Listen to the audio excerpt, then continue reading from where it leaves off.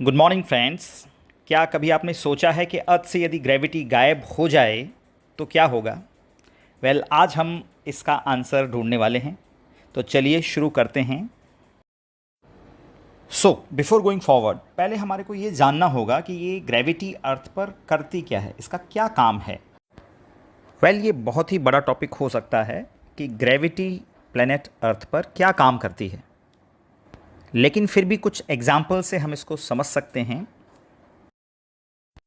जैसे कोई भी ऑब्जेक्ट है, ऑब्जेक्ट कुछ भी हो सकता है, एक ब्लॉक हो सकता है, कोई भी पर्सन हो सकता है, कोई कोई व्हीकल हो सकता है, कोई वेट हो सकता है। कोई ऑब्जेक्ट उस सरफेस पर, अर्थ सरफेस पर क्यों है, उसे सरफेस पर बनाए रखने का काम ग्रेविटी का है।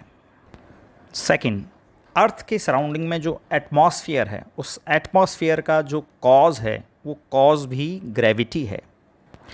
थर्ड, अर्थ के ऐसे शेप का जो कॉज है वो कॉज भी ग्रेविटी ही है। फोर्थ, प्लेनेट अर्थ के सराउंडिंग में जो सैटेलाइट रिवॉल्व करते हैं, वो सैटेलाइट का रिवॉल्यूशन जो है वो ग्रेविटी की वजह से होता है। फ्रेंड्स, अभी मैंने आपके सामने 4 एग्जाम्पल्स प्रेजेंट किए। ऐसे थाउजेंड ऑफ एग्जाम्पल हो सकते हैं जिन एग्जाम्पल्स के अंदर अर्थ की ग्रेविटी की इम्पोर्टेंस हमें पता लग रही है। फ्रेंड्स, अब हम वीडियो में थोड़ा आगे बढ़ते हैं और अब हम ये जानने की कोशिश करते हैं कि यदि प्लेनेट अर्थ पर ग्रेविटी ना रहे, यानी प्लेनेट अर्थ ग्रेविटी फ्री हो जाए, तो हमें हमारे सराउंडिंग के अंदर क्या क्या चेंजेस देखने के लिए मिल सकते हैं।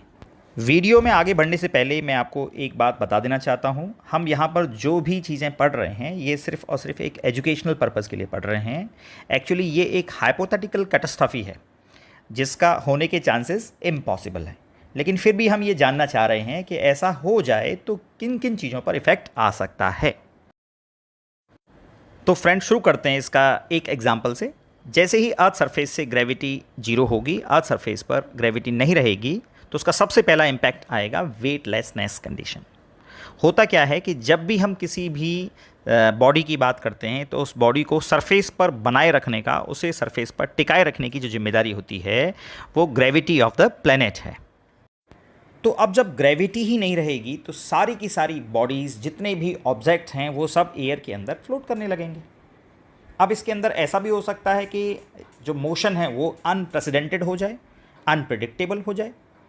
तो सबसे पहला कैटास्ट्रॉफी ये क्रिएट होगी। सेकंड, यदि ग्रेविटी नहीं रहेगी तो फिर से वापस से ये वेटलेसनेस वाली कंडीशन यदि हम वाटर के लिए अप्लाई कर दें, तो जितने भी लेक हैं, जितने भी ओशन हैं, रिवर्स हैं, पॉन्ड हैं, उन सब का जो पानी है, जो वाटर है, वो सरफेस पर क्यों रहेगा? और जब वो सरफेस पर नहीं रहेगा तो वो एयर के अंदर वो भी फ्लोट करने लगेगा। तो सेकंड कैटास्ट्रॉफी ये हो सकती है।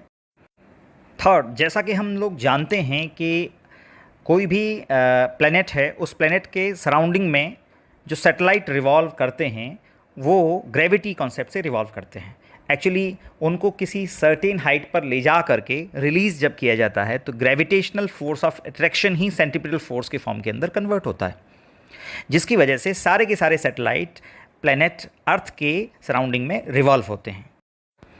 अब होगा क्या, जब ग्रेविटी ही नहीं रहेगी तो सराउंडिंग जो एटमॉस्फेयर है, उस एटमॉस्फेयर के अंदर जितने भी सैटेलाइट आपने लॉन्च किए हैं वो सारे के सारे सैटेलाइट भी फ्री स्टेट के अंदर आ जाएंगे, यानी वो अपनी ऑर्बिट को छोड़ना शुरू कर देंगे। तो जैसा कि मैंने आपको बताया था, जब ग्रेविटी ही नहीं रहेगा तो वो सराउंडिंग में रिवॉल्व क्यों करेंगे। तो थर्ड कैटास्ट्रॉफी ये हो सकती है कि सैटेलाइट अपने ऑर्बिट को छोड़ देंगे।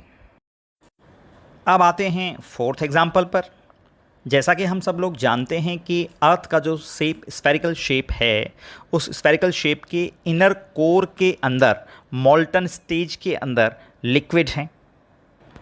अब जैसे ही ग्रेविटी जब जीरो होगी तो अर्थ की जो आउटर लेयर है, उस आउटर लेयर से अंदर की जो कोर है उस पर लगने वाला प्रेशर कम होगा, और जब अंदर की तरफ प्रेशर कम होगा तो अंदर से बाहर की तरफ प्रेशर क्या होगा, ज़्यादा होगा।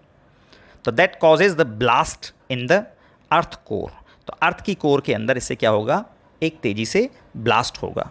तो नेक्स्ट कैटास्ट्रॉफी ये हो सकती है इसके अंदर कि अर्थ अपने शेप को ही या तो लूज़ कर दे या फिर अर्थ ब्लास्ट कर जाए in the absence of the gravity.